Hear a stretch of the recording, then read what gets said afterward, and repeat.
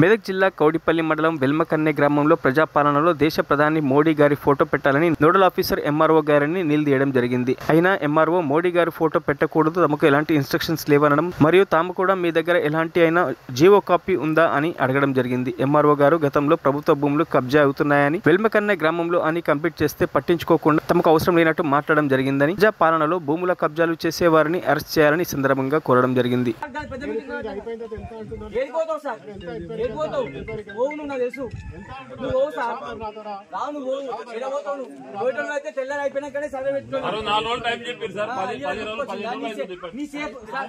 మీ safe గురించి మీరు ఎంతైనా మాట్లాడతారు. ఇప్పుడు మీ సేఫ్ గురించి మీరు ఎంతైనా మాట్లాడతారు.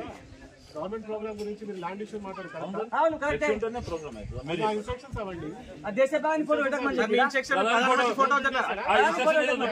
మోడీ గారి ఫోటో ఉండొద్దని ఎవరైనా ఇన్స్ట్రక్షన్ ఇచ్చారు?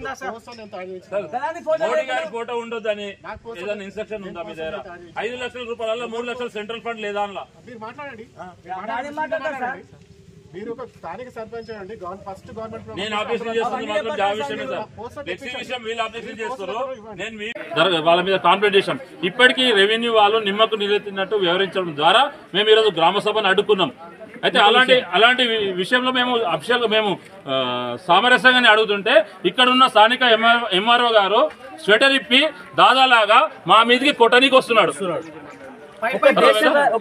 ఇంకోటి మా ఊర్లో సంబంధించిన మా వాళ్ళది ఏంటంటే, నరేంద్ర మోడీ గారు ప్రధాని కాబట్టి ప్రధాని ఫోటో కూడా ఉండని, స్థానిక ఎమ్మెల్యే సునీతారెడ్డి గారిది కూడా ఉండని, మాకు పార్టీలతో సంబంధం లేదు. పార్టీలకు అతీతంగా మేము ఊళ్ళో అందరం కాంప్రమైజ్లు ఉన్నాము.